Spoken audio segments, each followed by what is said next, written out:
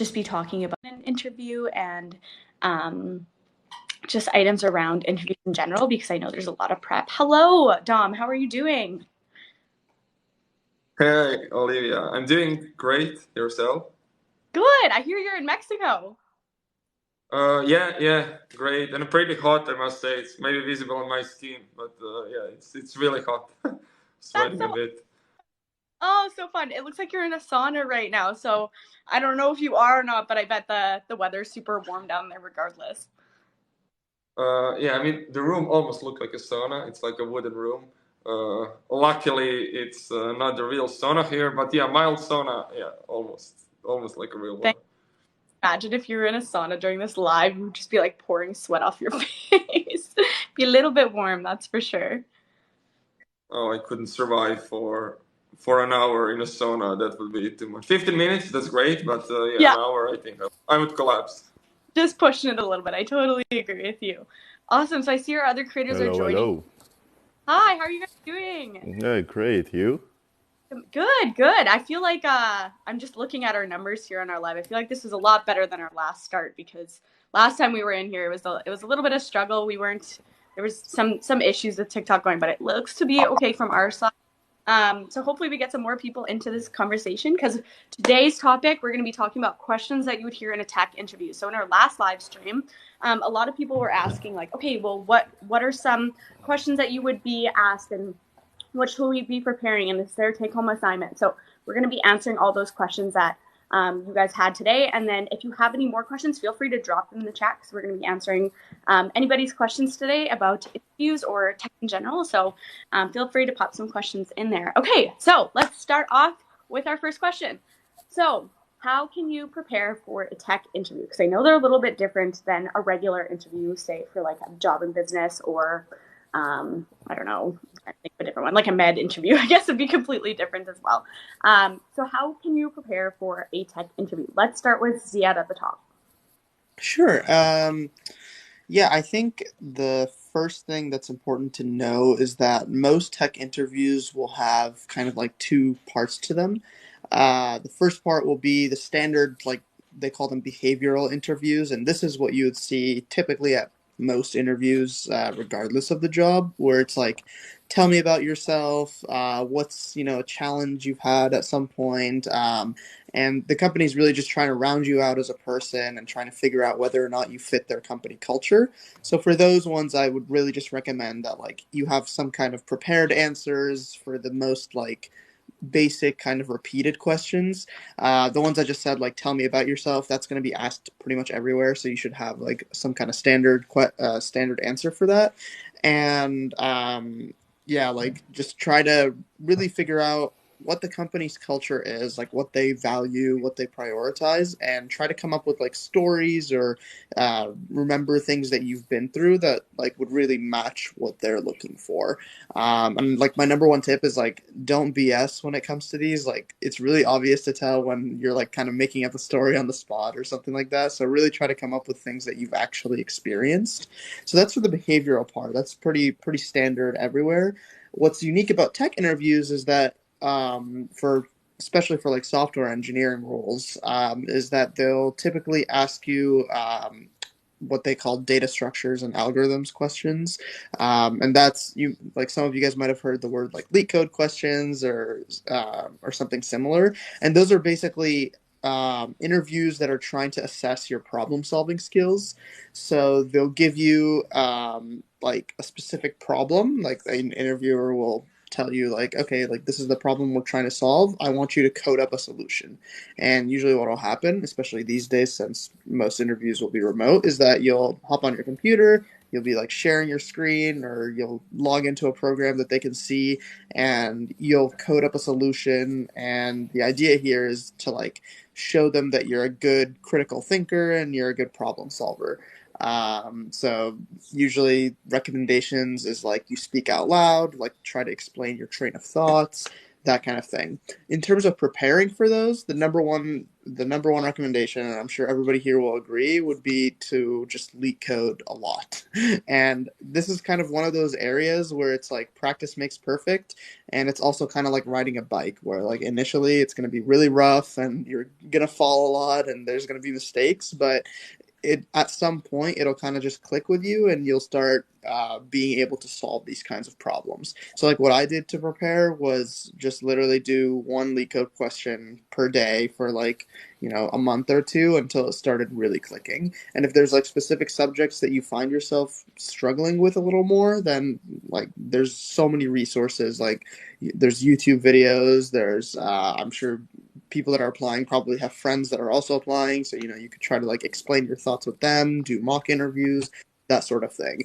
But you can never like jump into a tech interview is what I'm trying to say. These things definitely take time to prepare for, and it's if you go with the bike example, like if you take somebody who's never ridden a bike before, it does not matter like how smart you are or how athletic you are, you will like fall the first time.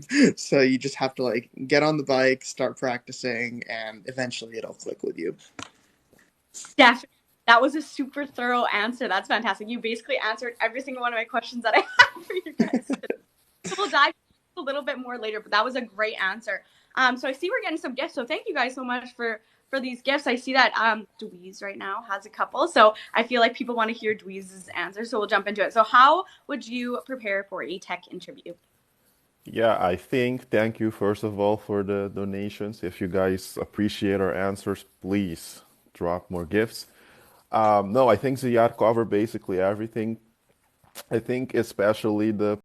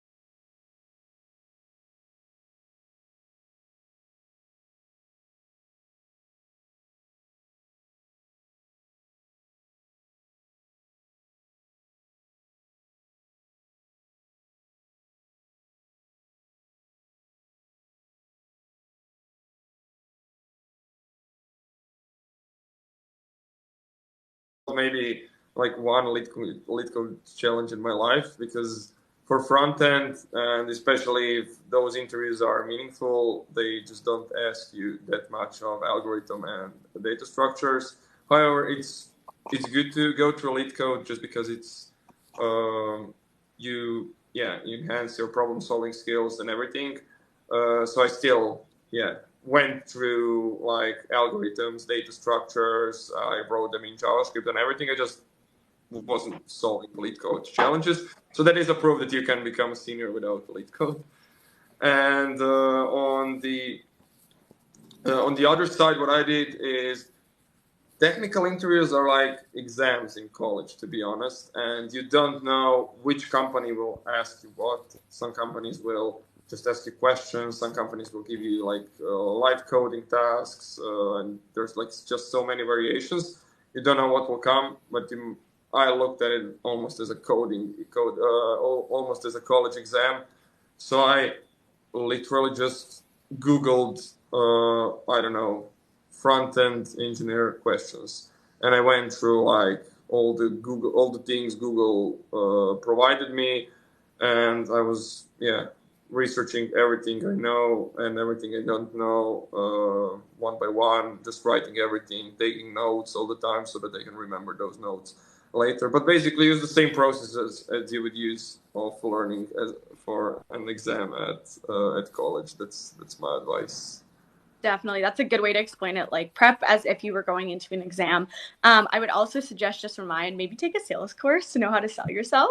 Just because I know that's definitely a big part of the process. Is you're not trying to brag, but at the same time you're trying to sell what you have to offer because you're a technical expert in that field. So we do have a couple questions in the chat. I know they're a little bit off topic, but I'm actually very intrigued by them. So let's go ahead and answer them. And also, if you guys, I know we see a lot of people in the chat, feel free to drop any questions you may have about tech in general. And we have a lot of great resources on our account, so feel free to give us a follow. And if you like your creators' answers, feel free to shoot them some gifts because I know they really appreciate it from their end because they're taking the time out of their day to speak with us. So our first question in the chat is, I am newer to programming and coding skills. How can I find start internships and freelancing remote jobs? So does anybody have an answer to this if they want to jump in on? Maybe I can. Sure, jump in. So you said that you're newer to programming and coding. So I kind of don't know if you already have some experience or not, but by the question that you want to start internships and find freelancing remote jobs, you probably don't have any coding experience, and that's completely fine. Yeah, you need to start somewhere. We all started without the job, of course.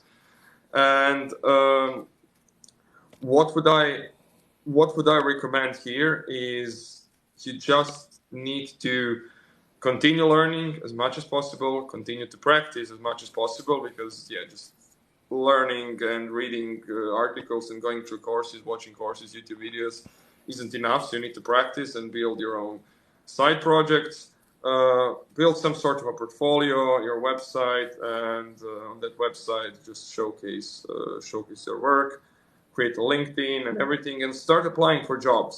So at one point you need to start applying. I don't know for how long have you been learning coding, but if you've been learning for a month, then probably doesn't make sense to start applying immediately. But if you've been learning for like 6 months or even more, like a year, or some people even learn for more than that, then definitely start applying, because that's also going to be an incredible experience for you, just to see what are interviews like, what questions they ask there. So you just need to start trying and experimenting, and don't take it personally, because it is a possibility that you start applying and that you won't get your first job after the first interview. That's pretty common, and maybe you'll need to go through 10 interviews, maybe through 20, maybe, I don't know, maybe you'll get it after the first one. But never mind, whatever happens, just be persistent and experiment. And remember, you just need one company to accept you. So everything else is a stepping stone to that one company. Definitely great answer. And also I'll add into if you're still learning how to code and you're new to code and you kind of want like a structured pathway, Practicum actually has some really great courses that you can take, and they help you with all the career prep and job interviews, and they actually guarantee a job after 6 months, or they give you your full tuition back. So if you're struggling to find a job, I would also suggest that path, just because they really help that job search, and I know that's a big part of obviously any type of learning. The goal is to get a job after as well. Okay, cool, amazing. We have a ton of questions in the chat here. I love it. So let's jump into one more, and then we'll head back to our interview questions. So I have another question. This is actually a really good one. Does anybody want to jump in and answer what is the wildest bug that you've ever had to solve in code? So is that like an interview question, or? You could take it as an interview question. You could answer this, or it could just be like a story of what, if you were like coding for somebody, freelancer in a company, like what is the weirdest thing that you've had to solve? Well, I haven't had an interview like that, like a tech interview, but like one of the wildest bug I had to solve. It's so I was making this, I built this weather app like with JS. That was a pretty long time ago.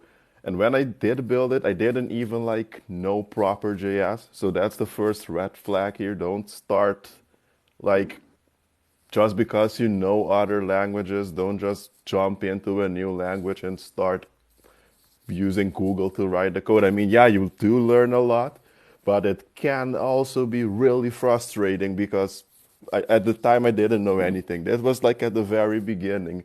So, yeah, I basically ended up, first of all, I wrote like really chaotic code. Like, even I didn't understand when I went back to check my syntax. It didn't make any sense at all. But so I ran in this bug, and I know we made plenty of jokes about this, but I literally spent hours and hours sitting behind my computer. We were in Austria at the time. I went snowboarding, and I was just sitting at night. I couldn't figure it out. And then, like, like in the code editor, like sometimes they like point to give you certain hints that what might be causing the error, and it was just a semicolon. Typical programming joke. It was typical. So, yeah, that was the wildest bug I had to fix. That was it for me. It didn't happen at a coding interview, though. I'm pretty sure Ziad has crazier stories regarding that. Touch on any stories that you have of crazy.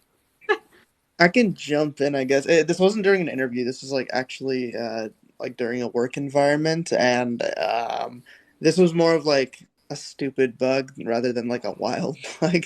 And essentially, what was happening is we were using this like testing framework where basically you have to tell the testing framework the exact name of the function that you're like testing and all the parameters it takes. So basically like the method like signature is what you want to call it. So like basically what I was doing is I had the method signature, took in like one string and two integers as its parameters, and then I was telling the testing framework to like wait until the completion of this one method with this one string and these two integers.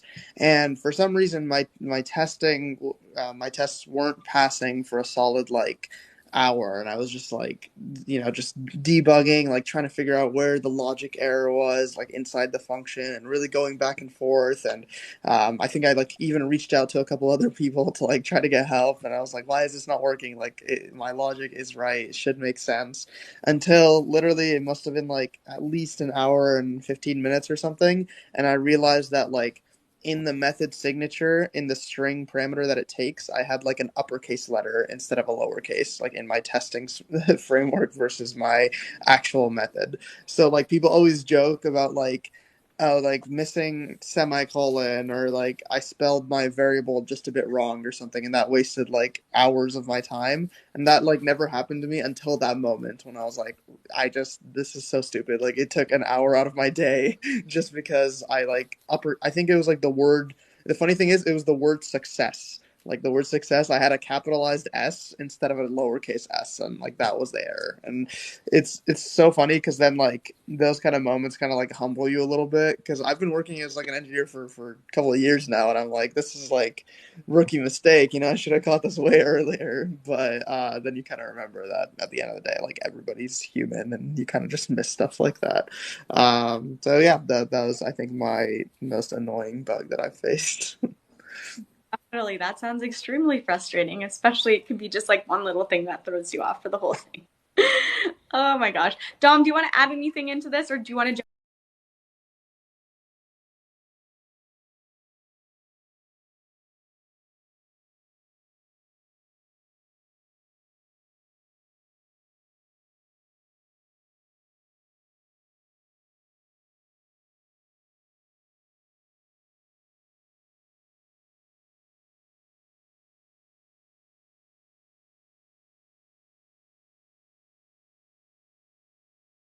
Working when you simulated it and emulated on on desktop. It just like didn't work on mobile Safari. And then after like a lot of investigation, we actually I realized that the problem is with calculation function in CSS. You know, that calc function, and that our minimizer was adding extra blank spaces, which were coded not in Unicode but in something else because of that strange combination, and Safari didn't know how to parse that strange coded character, which looked like a blank space, but it just wasn't blank space. So yeah, it was like extremely weird. And eventually we solved that by overriding that weirdly coded blank space that looked like blank space with something else. But yeah, it was like extremely weird bug. Yeah. Definitely. That does not sound fun at all. At least you guys are like intuitive enough to solve these issues and you didn't just abandon the project. That's very funny. Amazing. Those are all really good. We see all the chats in the live stream, and I promise we'll get to all the questions before the end of it. So feel free to keep dropping those questions, and we're just gonna head back to our topic today about interviews. So next question about the interview process is, I'm just gonna jump to a new one here. So have you guys ever had any like take-home assignments, and how did you prepare for it and how did you finish it? Let's start with Ziad, and we'll go to list again. Sure. Yeah, I definitely yes on take-home assignments. Usually the way that like the interview like funnel will work is that like when you first apply for a job, like the first step that they'll usually do is send you like some kind of take-home assessment, and then if you pass that, you'll go into the interview stuff that I talked about earlier, like the behavioral and the technical interviews. Sometimes even like coding assessments are just sent to everybody who applies, so they can like filter down the best people based on those. And yeah, like in terms of was the question, yeah, like how do you prepare for them, or yeah. So the take-home assessments are usually the same kind of concept that I mentioned earlier, where it's like problem solving and you need to practice LeetCode and that sort of thing. The difference with this though is that usually take-home assessments will be administered by like a website. Like there's so many websites out there right now that companies will use to send you these coding assessments. Like for example, there's a couple really famous ones. One is called HackerRank. The other one is called CodeSignal. Those are the two like most popular ones that I remember receiving. And essentially, what those are is that like they'll give you a set of problems, like algorithm problems to solve, and you'll solve them obviously, and then based on how fast you solved them, based on the number of problems that you solved, based on like how good your solution is, they'll give you like some kind of score or some kind of rank, and they'll send that back to the company, and then the company will see like everybody's score who did the take home assessment, and will usually make a decision on like who to move forward with based on their score. And some companies might prioritize like speed over the solution, for example, or vice versa. So it really, like, again, to really get good at it, you have to practice a ton. But then also just like knowing how some of these different how some of these different platforms like score you is really helpful, because it's kind of like if anybody here is in the US, it's kind of like the SATs, if you like know that, kind of like what Dom said earlier. They're like exams, so like exams have like a certain way of scoring you, like not every problem is equal. Usually some problems might be worth more than others, etc. So that's kind of the way these platforms also work. Like CodeSignal, for example, they will usually like give you more points if you solve like the hardest problem, for example, versus like if you solve the less harder problems. So like a strategy that's common is that like once you start it, just like jump right into the hardest problem first instead of trying to solve the easy ones. So it's again one of those things that you just have to like do a lot, like to really kind of get the hang of it and like play the game how it's meant to be played, essentially. But yeah, take-home assessments are definitely like a pretty big part of the interview prep. So I would get familiarized with at least HackerRank and CodeSignal because those are the biggest ones that I've seen. But in general, just like LeetCode a ton. And I think what Dom said earlier also applies. Like if you're applying to a specific role, like front-end engineering or maybe like data engineering or something, they'll still give you take-home assessments most likely based on those roles, but they just might not be like LeetCode. They might be, like if you're a front end, they might be like code this screen or like let's see, like solve this CSS problem or something like that. So it'll be based on your domain, but at the same time, it'll still be a take-home assessment.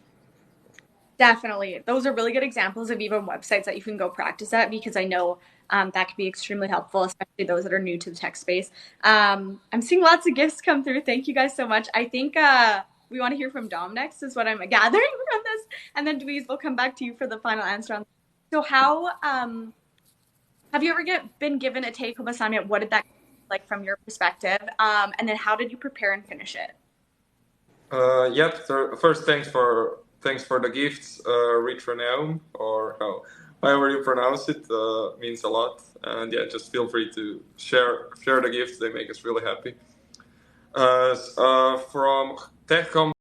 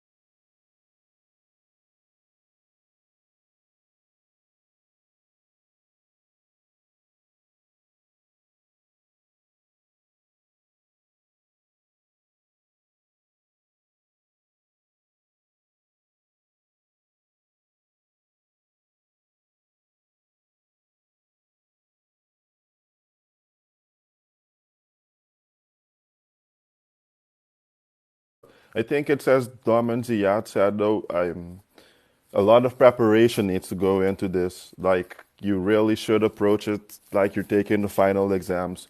And that includes all of the preparations, right? The lead code exercises, especially what Dom said, if you're applying for a specific field, like, go and do your research. Take your time for this, because if you go in there unprepared, you're gonna feel it. It's gonna hit hard, for sure.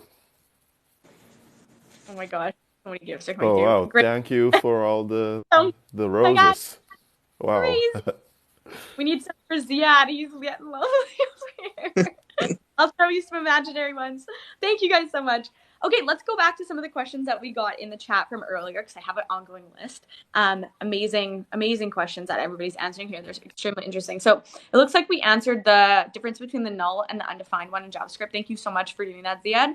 And then we'll jump into our next one is is there a candidate to replace React in the near future? Does anybody want to jump in and touch on that? Sorry, could you repeat the question? Yeah, definitely. Is there a candidate to replace React in the near future? Sure, I can take that one. So I don't think that some framework will replace React in the near future, and that's for a couple of reasons. First, that React is the most widely used front end. Well, it's a library, but it's used like a framework when you add like all the other 20 libraries or how many you need to utilize React properly. But yeah, it's just like the most widely used. It's a great framework. There's nothing wrong with React, particularly. Developers love it. If you take a look at some surveys, developers really love React. You have like that one survey where developers are asked who tried React and who wants to work with React in the future and who would work with React again. And many developers who tried React actually want to work with it again. While, for example, some other frameworks like Angular, some developers just tried it and they don't want to work with it again. I don't have anything against Angular. It's just like the stats. You can even look at them. I think on Stack Overflow or somewhere. Or some other older frameworks like Ember, for example. Yeah, many developers who tried it definitely don't want to work with Ember again. I'm one of them. And so yeah, I think React is definitely staying. Of course, front end, so we're gonna see a lot of new other frameworks coming, and so we have like React, Vue, Angular right now. Both of them are pretty widely used. Svelte is coming in the game and is getting market share. But no, I don't think something will replace React soon. It should be something like completely revolutionary, because you can make something that's a bit better than React, but still companies won't switch to it because it's extremely expensive to switch React, which is so like deeply tied into so many companies. Definitely. Great Thanks answer. for the gift. I said I'm money gone. Wow, that was strong. Yeah, seriously. Thank you guys so much. This is very cool to see all these pop up. I see we're having a gift war right now. JavaScript is in the lead, which is very exciting. We'll see who wins at the end of it. Great answer, great overview answer. There. Let's answer one more question from the chat. We'll go back to our interview questions and then continue on. So our next one is, I want to learn web dev and HTML and CSS. Where can I learn these? So if you guys have any suggestions on like courses, free or paid, that you can recommend, we'll go through everybody. So if you guys could give like one or two, and then we can jump into the next question. So let's start with Ziad and we'll work our way down the list. Yeah, I personally learned HTML and CSS from Codecademy. I think I mentioned this a few lives before as well. I thought it was really good because like you definitely need something where you can also get hands-on practice, because a lot of these things you kind of need to like do it and train your muscle memory to get good at it. So in terms of free courses, that's definitely what I'd recommend. In terms of paid ones, I think we've mentioned boot camps before. Practicum is great for that. There's also just like paid courses online on Coursera and stuff like that. I know some people need to like pay for a course so that they get like really dedicated to it and they don't abandon it. So those are some great options. Amazing, great. Dweez, do you have any that you can recommend? Yeah. Sorry, 1 second. Yeah, I personally learned HTML and CSS on Codecademy as well for a free course. It was pretty good. I think the one from Free Code Camp is also nice if you have never done any development and you want to get in it. But I think, yeah, these are nice ways to get in it. But if you really want to nail it down, you should go to a boot camp for that. I think because you get more like, yeah, you have a more laid out structure basically, and that's what these free courses don't have. But if you want to get in it, I mean, Free Code Camp and Codecademy offer pretty decent courses Definitely, for it's always front-end development. 100%. It's always good to just like get your finger in the door, see if you even like coding to begin with, and then invest some time and money to it if you really want to, like Ziad said, like invest invest in it. Dom, do you have any that you can suggest too, free and paid for? Which what should I suggest? Well, of course, it also depends on your financial situation. So yeah, if you can opt in for a boot camp like practicum, because yeah, it's almost a guarantee that you'll get a job. I think most of students get a job in the first 6 months after finishing. So that just if you want to break into tech and you can afford it, just opt in for a boot camp. Many unfortunately cannot afford that. So for that, you can go with a completely free option, and that's just like watching random YouTube videos and everything. But I still suggest buying a Udemy course or something. They're really not expensive. They cost like $20. I think you can afford $20 to spend on a Udemy course, just because you will then learn things from one instructor with one teaching style. If you hear different things from different teachers with all the different teaching styles, you will be confused, and you will be confused anyway because it's really like complex. So yeah, you don't want to add another layer of confusion. So yeah, I suggest Udemy courses. That's how I got my first front-end job. I finished the JavaScript course from Jonas, and something. It's a long German surname. I don't know how to pronounce it, but Jonas is the first name. And yeah, I basically got my first front-end job because of it. So yeah, you can. I'm sure that you can spend $20 on a programming course. Maybe you don't have a couple of thousands for a bootcamp, but $20 just get the course. And yeah, thanks for the gifts once again. You're Thank you. amazing. Absolutely. Great examples.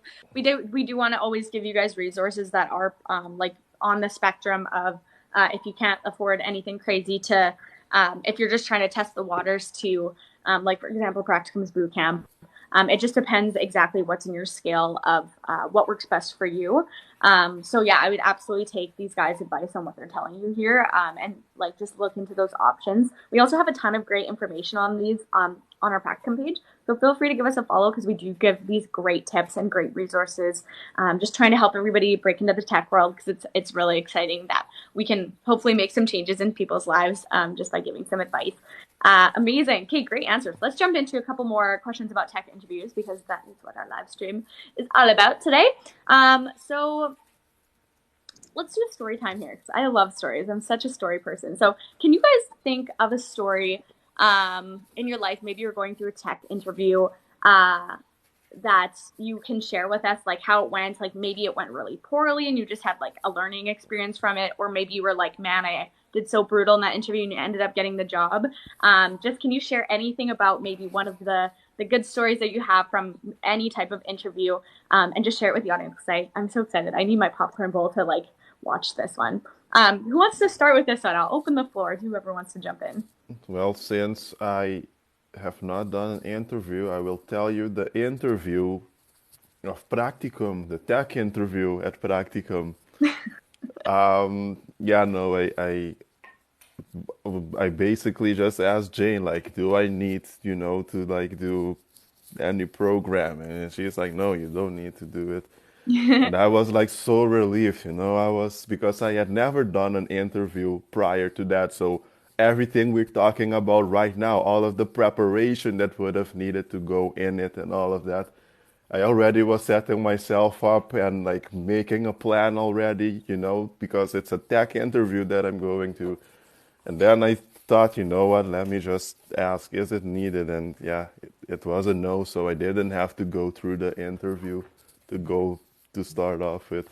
Maybe Dom and Zia did a technical interview. Did you guys do a tech interview for Practicum as well? I guess I can go this. Yeah, not for Practicum, but I can share a story in general. I think, yeah, so for me, this is kind of one that went well, but I didn't think it would go well initially.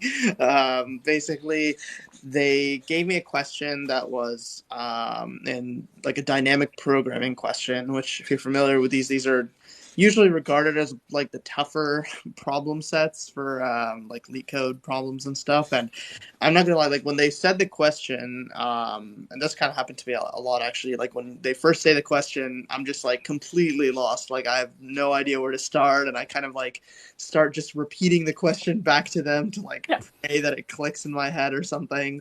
And that's usually how these things go. But what ended up really being good is that like first, yeah, like I got the question, I repeated that back to them, and then I started kind of like I knew in my head that I wanted to like delay trying to actually answer it and just hope that like my brain would catch on eventually. So I started just asking back the interviewer like obvious questions about the question itself, being like, oh, like, you know, is this what you mean by this, or like is this for example, do you want the function to be called this? And, you know, like I'd start kind of like basically reiterating parts of the question that he asked me back to him. And eventually what was really good is that like I must have asked like 10 questions or something, right? Like I was like, are you sure you want me to do it like this? This is the solution that kind of pops up in my head, or like this is what I want to do. And eventually like they kind of gave away a little bit of a hint, like while asking those questions, like, which was really good because like I needed something to go off of, right? Because again, like I was clueless about the question, and again, this is like many interviews went like this. I just remember this one in particular because like a very clear hint was like given away like while I was doing that. And you have to imagine like the interview's 1 hour and I was there asking questions for like 20 minutes. So like I took up like a pretty big chunk of the time just like asking questions before, and this is before coding, before even touching my keyboard, to just like trying to understand the question. And eventually after that hint was given out, like I was able to code up a solution for it, and yeah, like that ended up working out for me in that particular job. But there's also like many stories like that where it's just like I was struggling for the entire interview, you know, like I'd code 2 words and be like, wait, no, this is not what I wanted to do. Like, is this really how it's done, or something like that? And the cool thing that I've realized is that most interviewers are actually also like nervous in a sense. Like they're not like, you're talking to a complete stranger, you're like, you got like an hour to get to know them and try to give your honest feedback.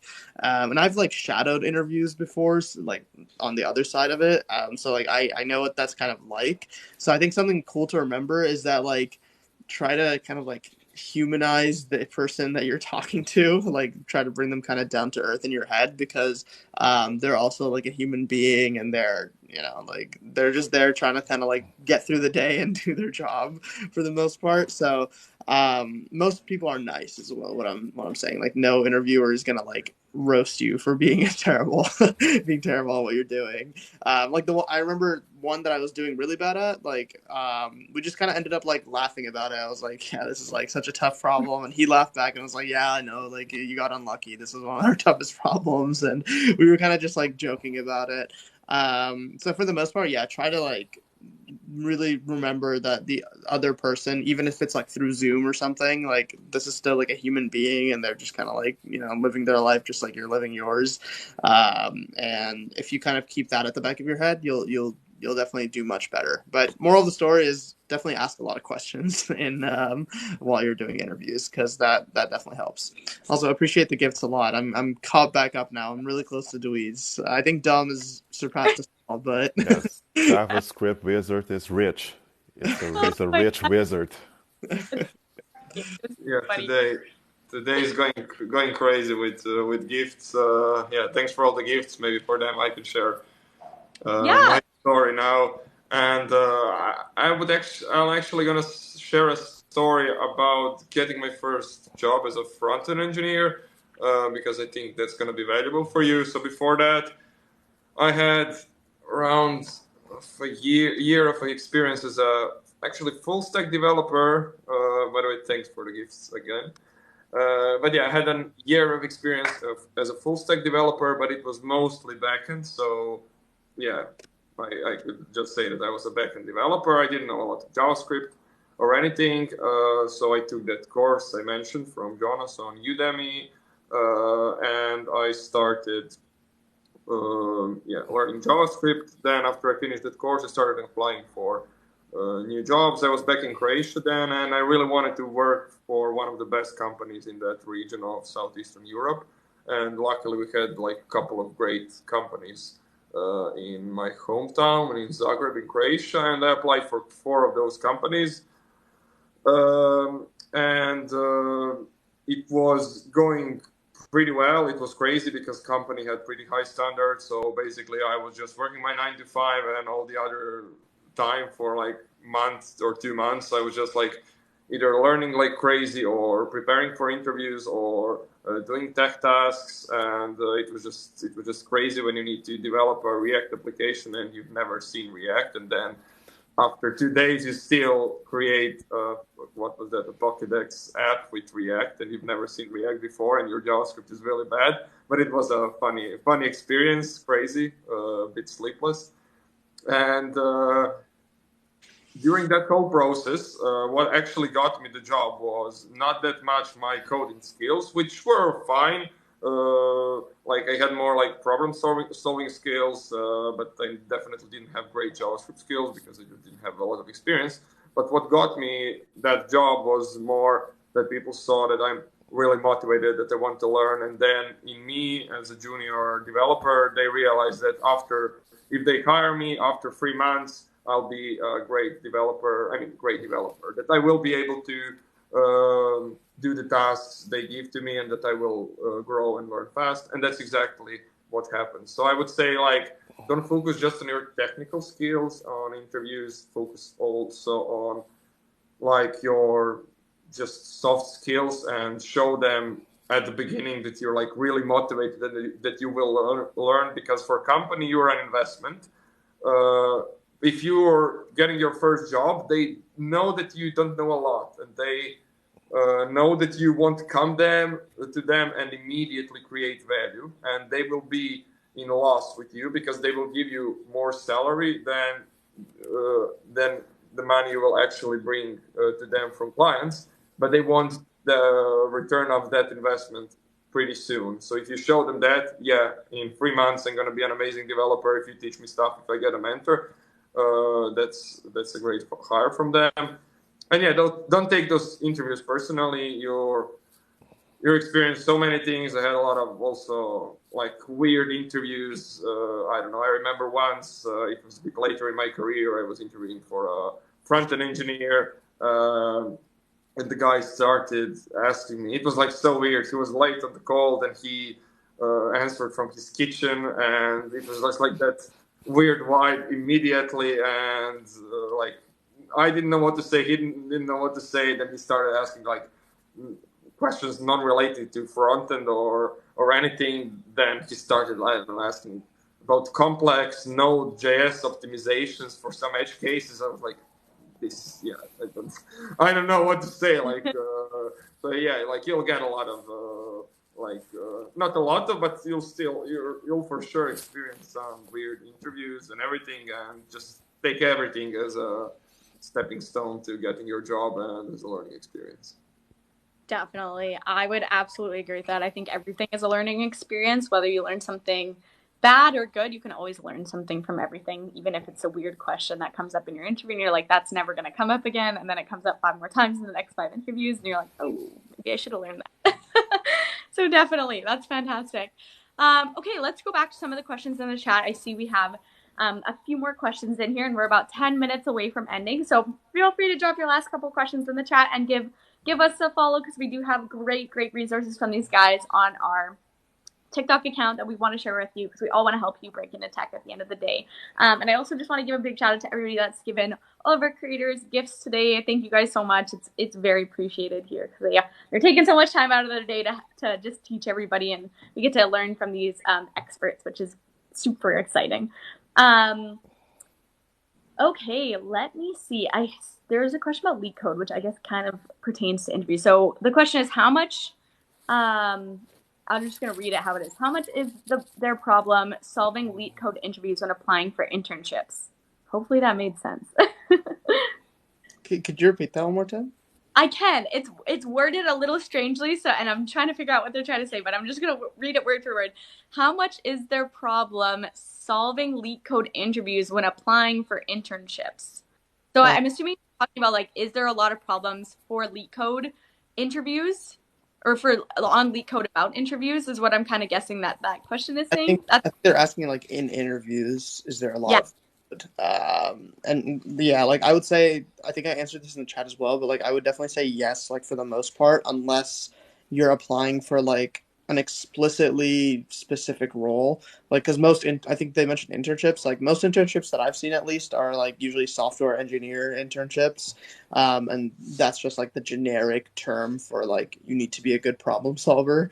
But if kind of like what Dom said, like if you're applying explicitly for like a front end intern or like front end job, then the interview might not be LeetCode. It'll be probably like more front end based where you have to like code up a design or like answer questions about HTML and CSS and some frameworks. So like if you're planning to just apply to software engineering roles, like I would definitely LeetCode. And if you're planning on more specific roles, then you'll have to dig in a little bit deeper and see like maybe like talk to people who are in those roles and like ask them what are they looking for. I think that's probably a good place to start. Fantastic. No, don't even worry. I see that there's a comment in the chat. Don't even worry about that. That was a really good question. I probably am just reading that incorrectly from my side. So thank great question all around. My phone is going to die here, so I hope it doesn't die in the last 7 minutes here. Let's answer 2 more questions from the chat, and then we'll save all the other questions for our next live, which is always 9:30 a.m. PST. We finally figured it out. Thank you, Ziad, because I was getting it wrong every time. So 9:30 a.m. PST every single Wednesday. Feel free to jump on and we'll answer any remaining questions from last time. But I really like this question about portfolios because it does relate to interviews that we're in general. So what makes a good portfolio and how do you stand out without being tacky? I can answer that one. So I would suggest focus on creating a nice personal website first. And yeah, it should be a modern, nice website. Find some designs on, for example, Figma community, search for personal website there and get a design there, or and just or on some other places find a nice design. And then on your CV, make sure to put a link to that personal website because nobody will find it.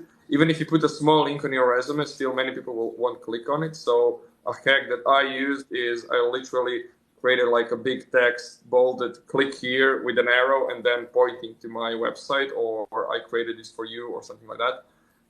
And then people actually started clicking on it because many people just won't click on it.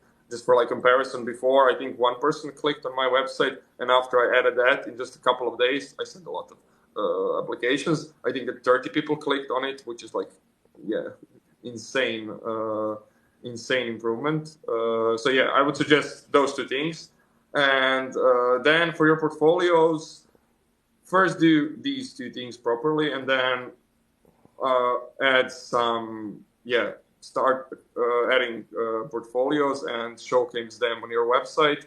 So start adding projects. Don't spend too much time on them because first focus on website because many people actually won't see your project portfolio. So you don't want to spend so much time working on some extra portfolios that nobody will see. They will see your CV, they will see your website, but just a few people will actually go to your website and click on those portfolios. So do that more as a practice and showcase them on your websites. Definitely. That was a really good example. I would also add some personality to it. Like it is a reflection of who you are. So like for example, Dom's is, I think your background on your website is like bright yellow. And like, I feel like that really reflects your personality well. So it's just like the little things of spiciness in the portfolio can make a big difference and make people like attention grabbing to finish reading the rest of it. So that's a fantastic answer. We have time for one more question in the chat. And then again, we will be answering the rest of them next week, which is really exciting.